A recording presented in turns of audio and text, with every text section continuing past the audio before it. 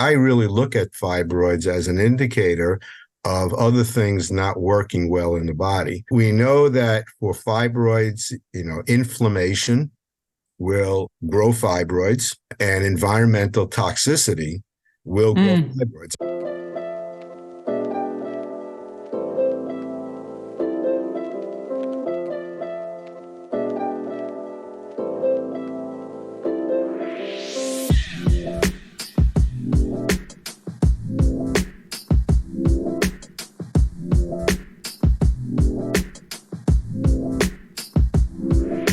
Thank you, Dr. Alan Warshowsky, for joining me today on Staying Ageless. I'm super excited to have you back on the show. Well, thanks so much for having me. I always appreciate being able to talk about these topics. Yeah, no, I think that your work is super important. It was super helpful for me when I found your book, just to confirm what I was already doing. And I've had a lot of really great success since then, helping a lot of people dealing with fibroids. And I really think that what you cover in your book, everyone should read it. Like if anyone is dealing with fibroids, go get his book. I have it right here. Healing Fibroids, A Doctor's Natural Cure. Please go get it, please. I wanted to, in this interview, so for those of you who haven't listened to the first interview, we're going to link it in the show notes. And I really think you should go back and listen to that because we kind of go over the fundamentals about like what are fibroids, all that stuff. In this one, I kind of wanted to go into other things that you talk about in your book that I think are super important. I want to start with just when it comes to fibroids and like liver detoxification, why is that important? Like, what is it about the liver and hormone health that we need to be paying attention to? Well, when we're thinking about fibroids or really any other chronic condition, and when I wrote that book, a colleague of mine said I could have written that book about anything because the issues that we talk about will affect the entire body and any kind of chronic condition, fibroids just being one of them. So I really look at fibroids as an indicator of other things not working well in the body. Now, we know that for fibroids, inflammation will grow fibroids, and environmental toxicity will grow fibroids. And they do this because both inflammation and environmental toxins will affect the production of certain proteins, growth proteins. One is called vascular growth protein. It grows blood vessels. Fibroids or any other tumor can't grow unless they're nourished. And if there's an increase in this vascular growth factor, that's going to grow. It's going to nourish the fibroid. And we know that from studies that inflammation will increase this growth factor. Another growth factor, and we measure these in labs, so another growth factor is this transforming growth factor. And this doesn't increase the muscle cells. So the fibroid we talked about last time are composed of uterine muscle cells. Yeah. And they start growing, independent of other factors, so they can get large. The transforming growth factor doesn't grow the muscle cells. It grows the connective tissue around the muscle cells. So if transforming growth factor goes up, you're going to get larger and harder fibroids because the connective tissue, the collagen, and other proteins are increasing. And good studies show that transforming growth factor will increase with environmental toxins. One that we look at specifically these days is mold. So mold toxicity, we're seeing a lot of more mold toxicity because of climate change. So we're seeing much more wet weather. And we're also seeing more dry weather. So it's not just water that increases mold. It's also the wildfires that we see out on the West Coast in Canada and now through Europe. These wildfires are not just burning down healthy trees. They're burning down decaying trees. And in these decaying trees, you're growing mold and fungus. So when the air quality is bad because of, this smoke, traveling across the country or across a continent, we're now breathing in these mold toxins. So and we live in a toxic soup, Yeah. so the studies are showing that baby's cord blood, when a baby is born and they take a sample of the baby's cord blood, there's over 100 toxins, environmental toxins in that cord blood originally. Wow. You may or not believe in original sin, but you have to believe in original toxicity. Right. So any way that we could lower toxicity levels is going to not only affect the growth of fibroids, but what we call our toxic burden, our toxic load. The more toxins we accumulate, the worse the aging process and the more chronic disease we have. So we need a healthy liver.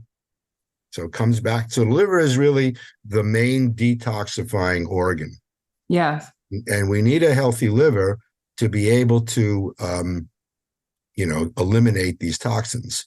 And it's not just the liver. We need to be able to, have healthy kidney function. So we eliminate toxins through the stool. And I see maybe half the patients that I work with are constipated. They're not having regular bowel movements. Yeah. So, even if your liver is working well and you're moving your toxins into the gut to be eliminated, if you're not having a regular bowel movement, and, I ask people about this all the time, are you having regular bowel movements? Maybe they say yes. And then I ask them, well, what does that mean to you? Right. They say, well, I go 3 times a week.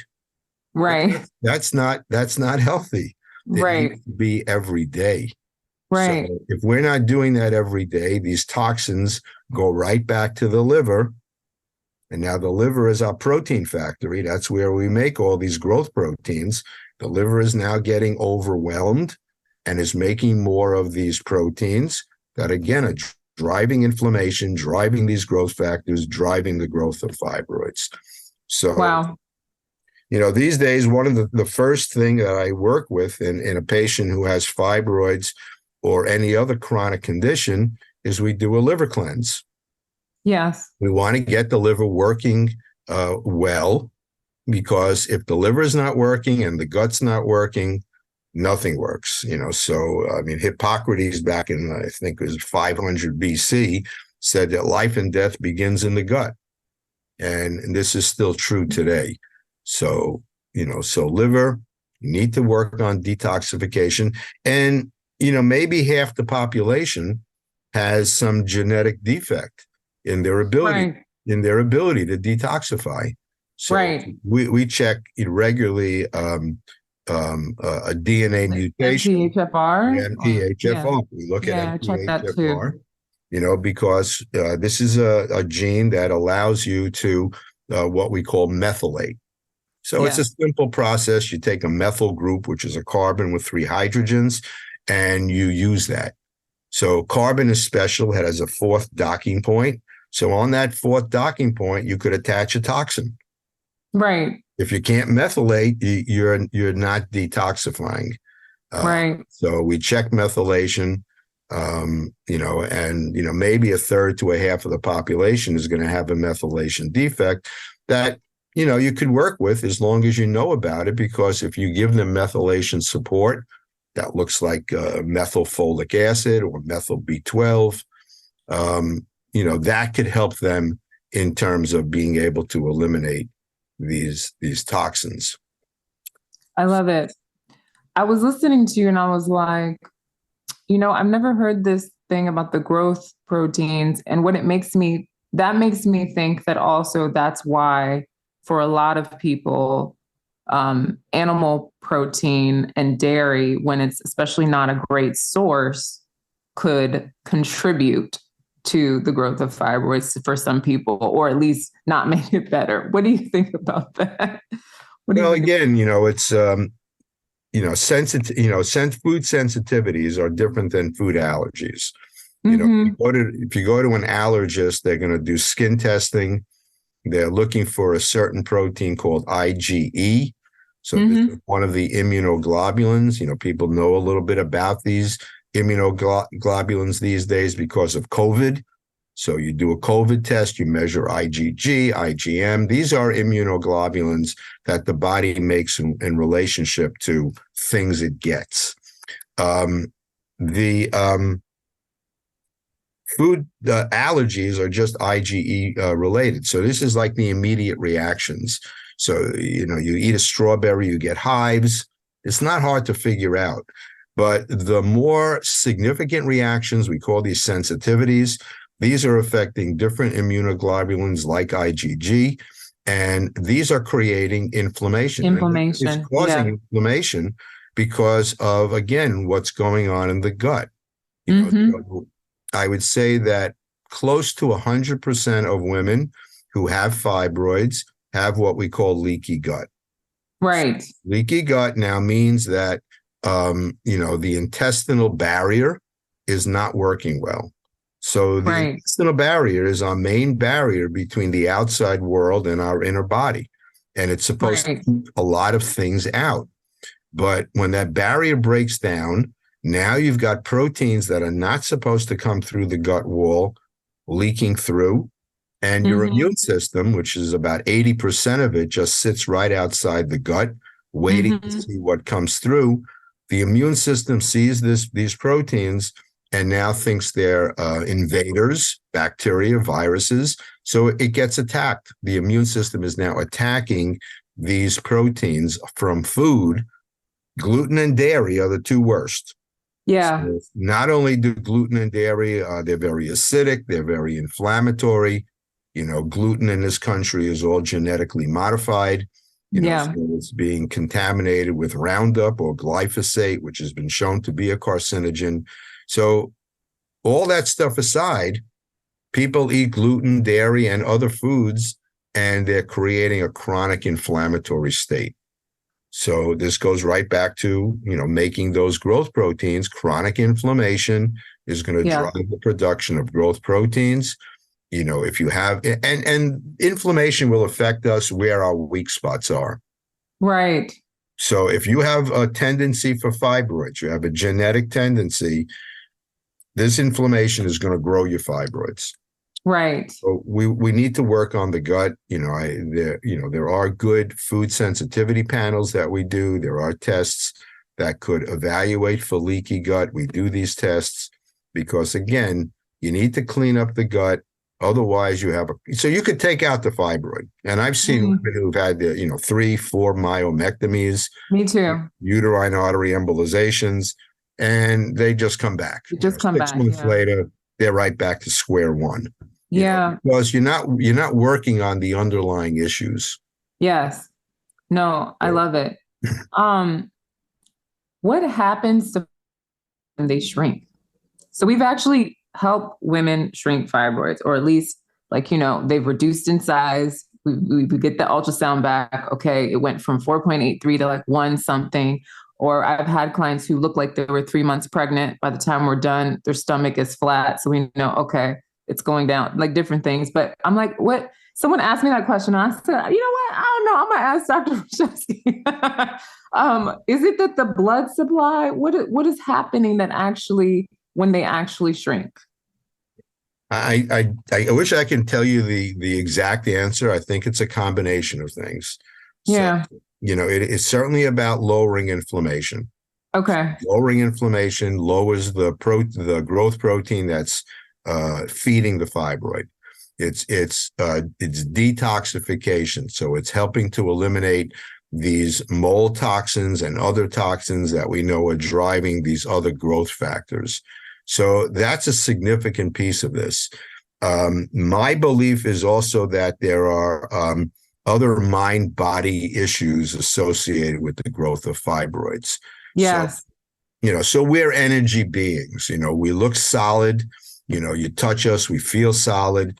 But, from a quantum physics perspective, we're mostly empty space.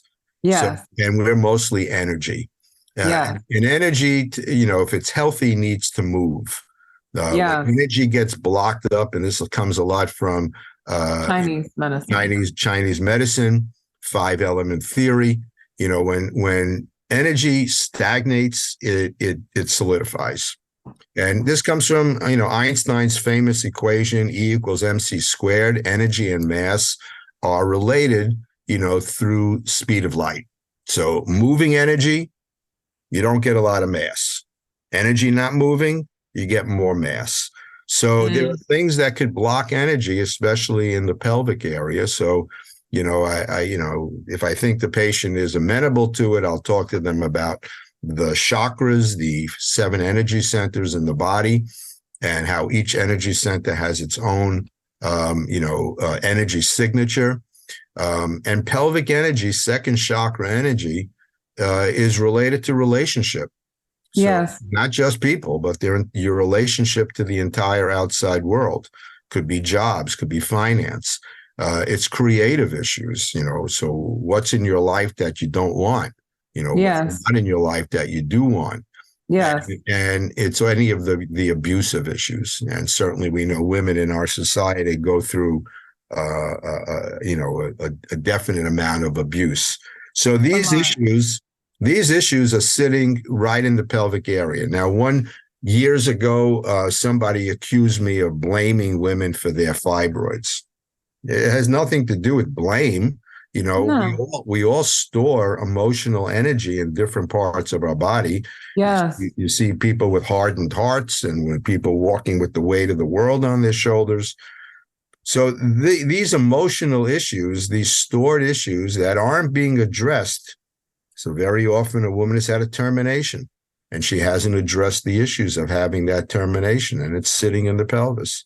And we start talking about this, and I have a tissue box right next to my, chair, because this is now bringing up these emotions.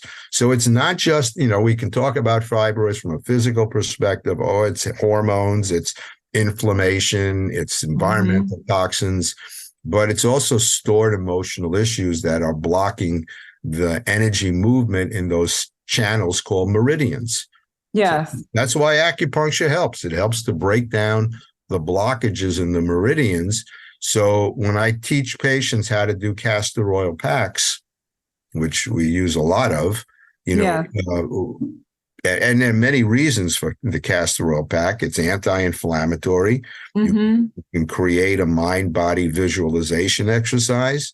Yes. And you could be aware of the stored emotional stuff that can come up during the pack.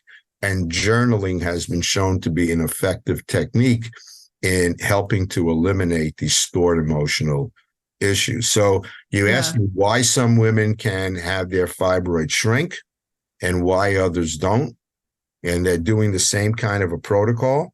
It's really how much of a commitment that they have and how deep they can get into issues. So it's always, like peeling the layers of the onion. You can peel off the top layers and you can get a little bit of an effect, but if you can go deeper, you get a better effect. Yeah, I'm so glad you brought that up. And it's really great that it's in your book as well. Like, I mean, I see so many women who have been molested, raped, all this other stuff. They have stored trauma. They have a lot of emotion abuse or stored trauma, and they end up with fibroids later. And it's unaddressed. Like you said, it's unaddressed. And then that energy is like in that area, and then it manifests as fibroids or whatever it is, So yeah, I really do think that the emotional healing component is super important as well. And I'm really glad that you brought that up. Do you believe that there's a fibroid that's too big to shrink naturally? Like, is there a certain point where you're like, we can do the holistic work, but I think that you need to also get it surgically removed and do the holistic work so it doesn't grow back?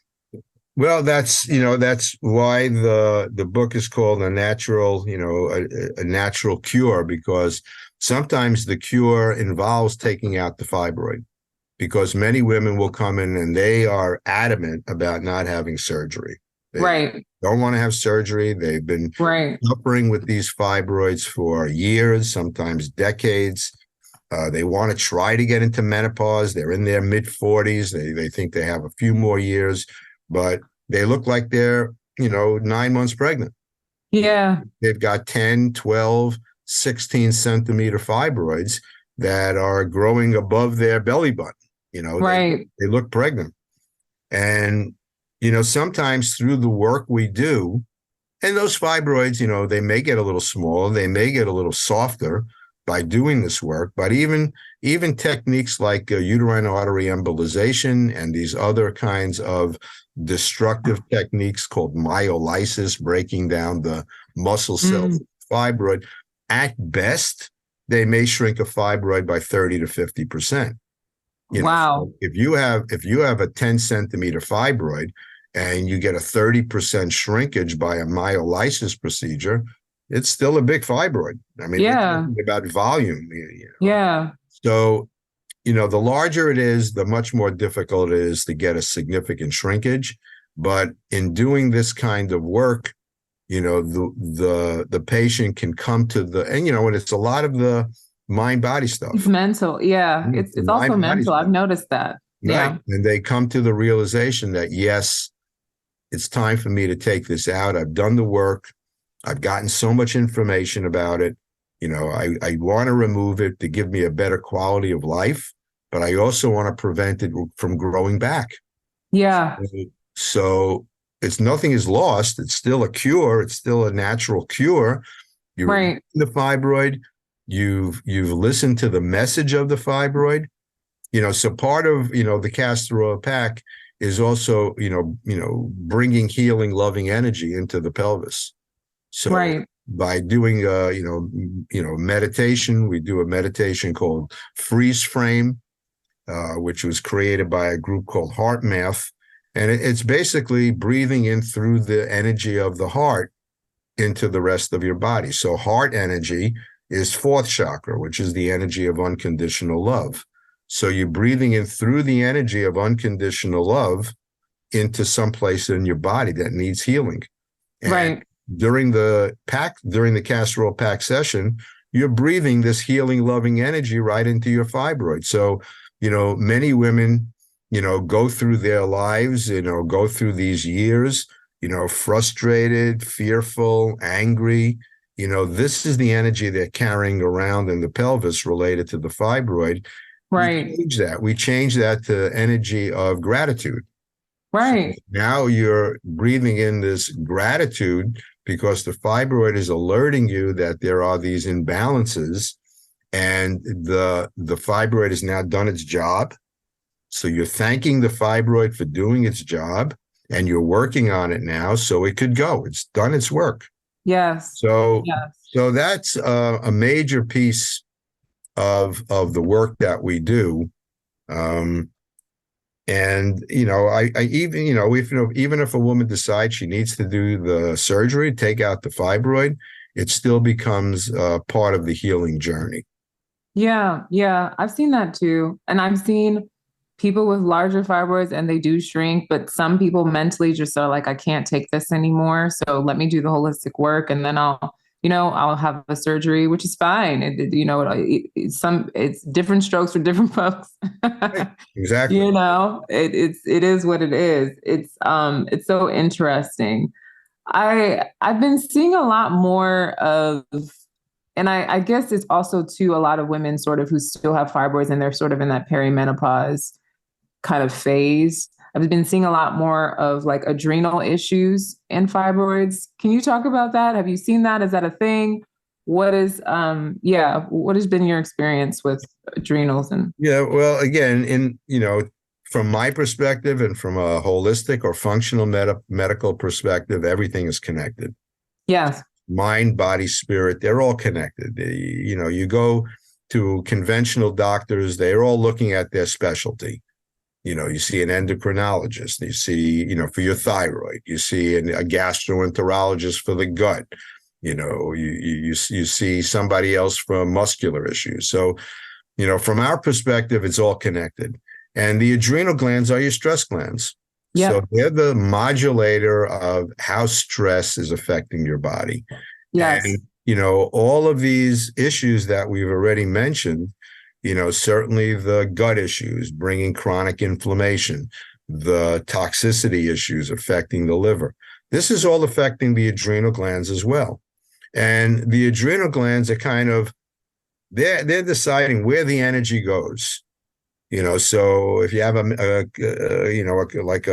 a class 5 hurricane going through a community and you got all the houses ripped up, and you're not going to start fixing street signs. Right. You're going to take care of the primary issues. So when the adrenal glands have this hurricane of toxicity and inflammation coming through, things shut down. They shut down thyroid function. They shut down ovarian function.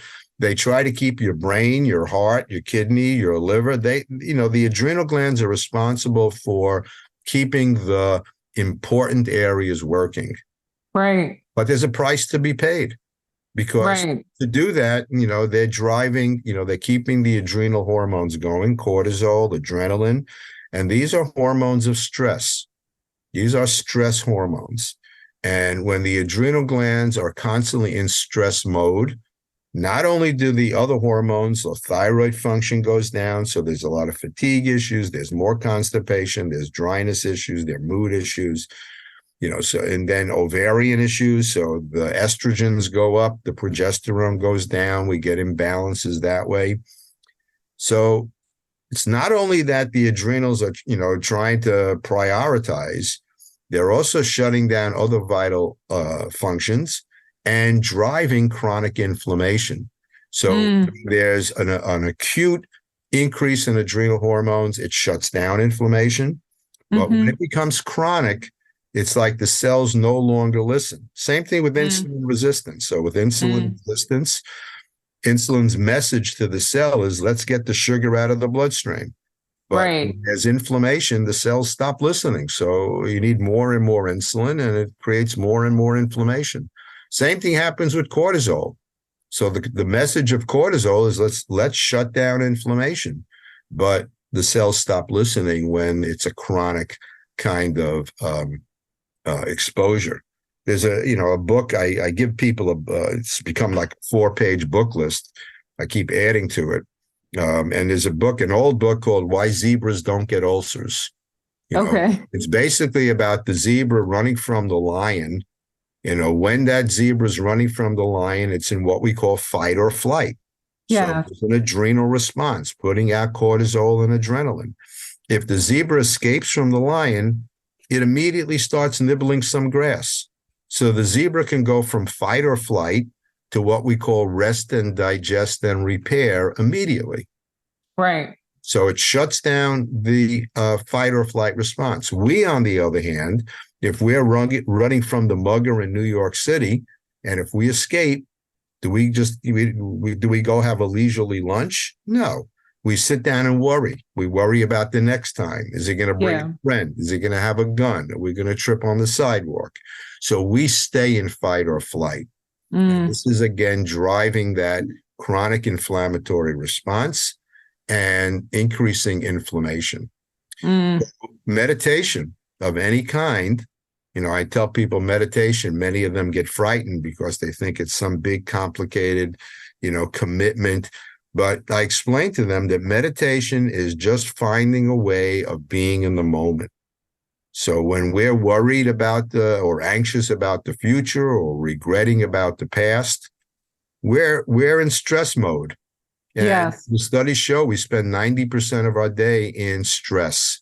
And that's exhausting and inflammatory. But if you can find a way of getting into the moment, that changes everything. So I in my office, I have all of these sayings and expressions on the walls and everywhere else. And there's one that says, no amount of worry changes the future. No amount of regret changes the past, but any amount of gratitude changes the present moment.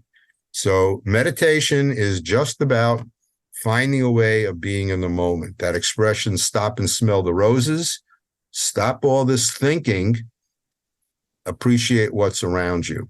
So this is a major tool and something that I, try to teach myself on a regular basis and everybody else, because we live in a very stressed out society at this point.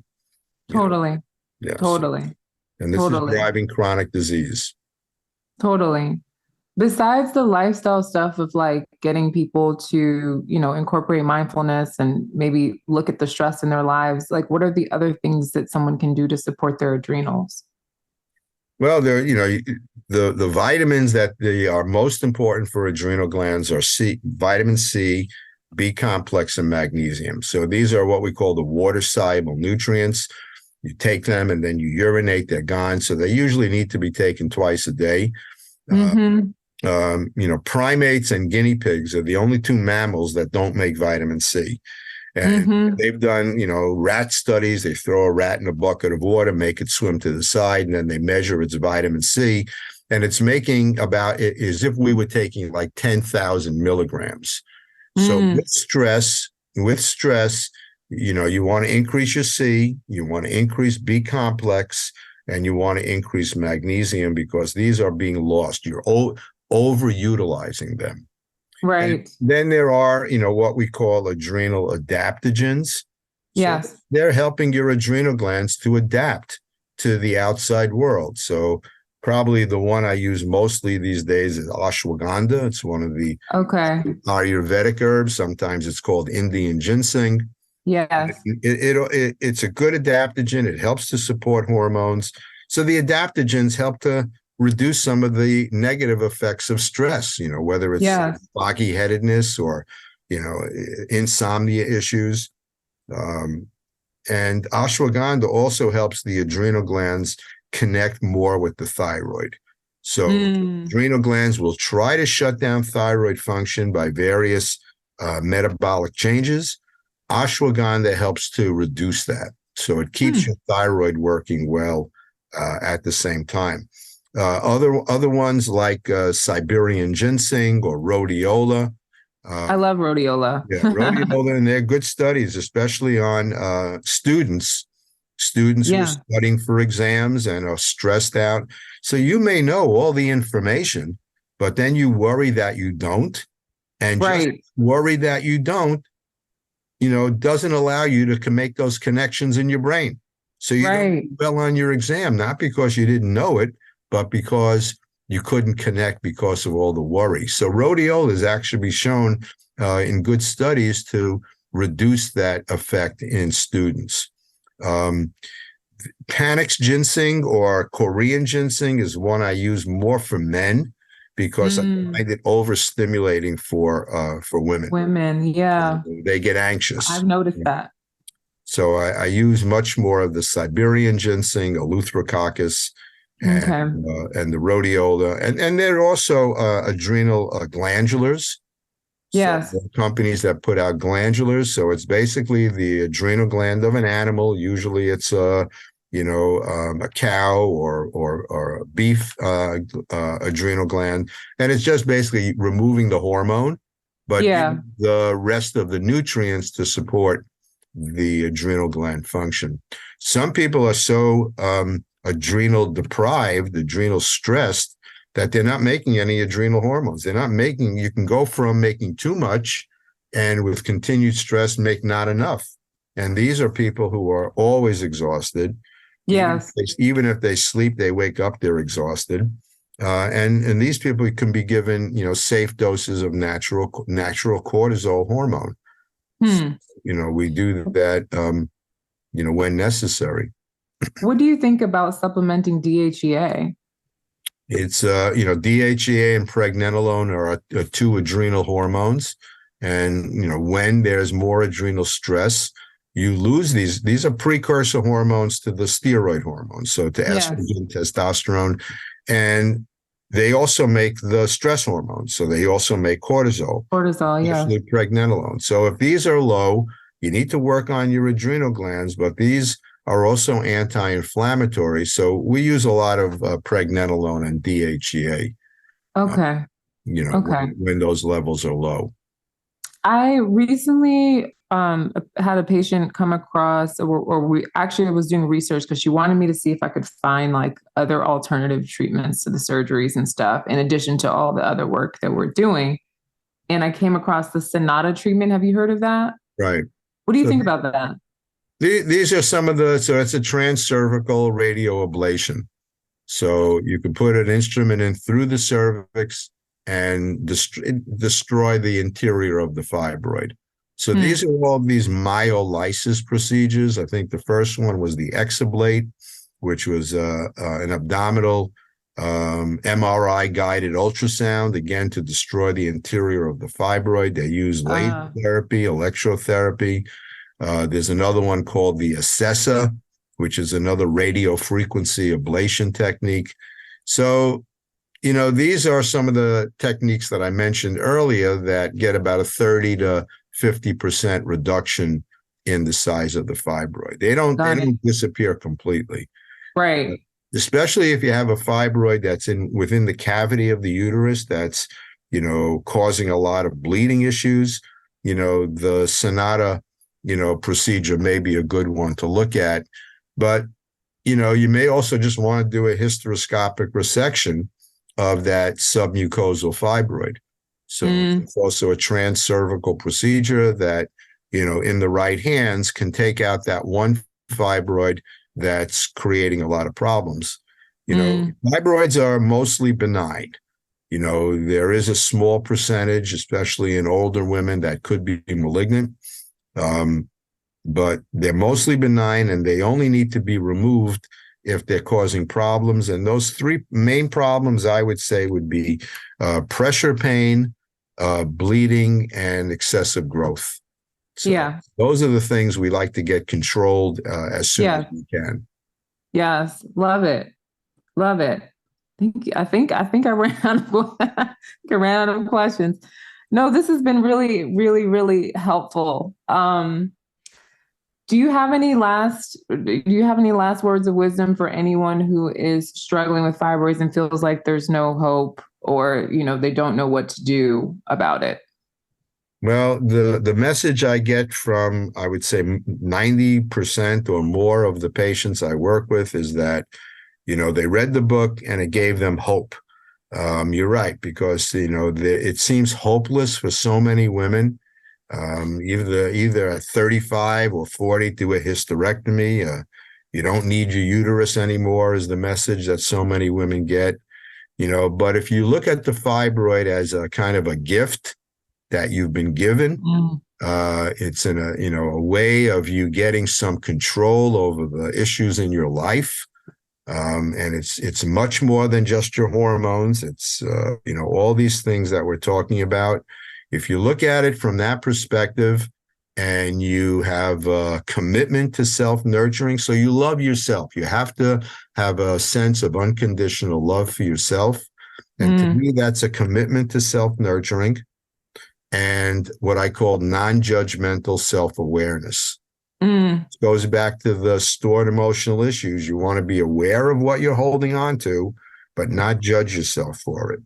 Yeah. So I think the most important message I could share is that if you love yourself and you're committed to your healing and you're not judging yourself, you'll get something positive out of dealing with the fibroid. Whether or not you need to have it removed, your life will be, supported and enhanced by dealing with this fibroid. I love that. I love that because a lot of times the question we have to ask ourselves is, what is this illness or what is this issue teaching me? What is it here to tell me about my life or about changes I need to make? I love that. Everybody go get Healing Fibroids, A Doctor's Guide to a Natural Cure. Very awesome book. Dr. Warshowsky, where can people find you online? My website is drallen.com. So, ALLAN. And, from the website, they can connect with me in the office. I do speak with patients all the time to determine whether or not it would be a good fit. So I can, I do a 5 or 10 minute, just a brief consultation just to go over the issues and, help somebody determine if they want to work with us. I work with women, and men, but for fibroids, I work with women all over the world. I have patients in Dubai and Australia and, UK. And so we work with women, all over the world, many from the Middle East. And I think that, again, brings up the issue of environmental toxicity. We know there are a lot of environmental toxins in that part of the world. Right. So, we do a lot of virtual work. So, Yeah. where you are will not interfere with the work that we could do together. Awesome. When you just said that, it made me realize why, because I have a lot of clients all over the world too, but a lot in Africa. I'm Nigerian. And I spent a lot of time in different parts of Africa, Sierra Leone, Nigeria, South Africa. And I noticed especially in West Africa, there's a ton of fibroids issues. And I think it's a combination of the stress, but then I think about that environmental toxicity. I mean, the mold is wild in Sierra Leone because of the raining season, so the mold is everywhere. In Nigeria, it's like the stress, the inflammation, the environmental toxicity, political drama, general stress, so I can see how certain parts of Africa also, because of the environmental toxicity and the stress, it could lead to the fibroid growth. So very interesting. I'll just leave you with one other thought, another environmental toxin that we haven't really mentioned is electromagnetic radiation. That's good. So, we have moved on from 3G, 4G to 5G technology, and this is increasing EMFs throughout the world. And, no studies yet, but, there are theories that mold toxicity is getting worse because mold is getting affected by the EMFs. Whoa. Mold, so, I mean, there was an article on the front page of the New York Times a couple of months ago. And the New York Times articles, when you see a front page article that you never see again, you know that something has, kind of eliminated, that further research. So this was an article, the U.S. Pilots Association complaining to the airline towers that the 5G was interfering with the altimeters on the plane. Oh my gosh. So, and there was never a follow-up article on that. So we know that 5G EMF is affecting, machinery. So we know if it's affecting machinery, we know it's affecting us. And, the suspicion is that it's also affecting other, beings like mold, which use their toxins as a defense mechanism. Right. Mold toxicity in the last 10 years has become much more of an issue. Very interesting. Do you believe in those? I've heard different people. I had a doctor friend who did a whole presentation on this, and he was talking about, wearable devices and things that you can wear to, do you subscribe to those, or what do you think? I don't have one myself. I've read about them. When I give patients information on EMFs, I give them a couple of links to companies that sell these tachyon devices, and I leave it up to them. Yeah. I do have patients who build these kind of Faraday cages around their bed because they can't sleep. I find that turning off the Wi-Fi really, really helps. Like not having the Wi-Fi going in the evening when I'm trying to sleep, because I noticed it immediately. I couldn't sleep for for a while. And I realized I was at that time near a tower as well. So when the switch happened, it was completely disrupting. It was horrible. So I just had to turn off my Wi-Fi. It helps a lot of people. I mean, some people are just more sensitive than others. Yeah. Wow. Great information. Well, I really thank you for coming back. I hope it's not going to be the last time ever and ever. Whenever you invite me, I think we always have more to talk about. Okay, great. Well, I appreciate your time, and I'm so excited about this podcast. I think it's going to help a lot of people. Well, that's my hope as well. So thanks again. You have a great day. You too. Okay. Bye-bye now.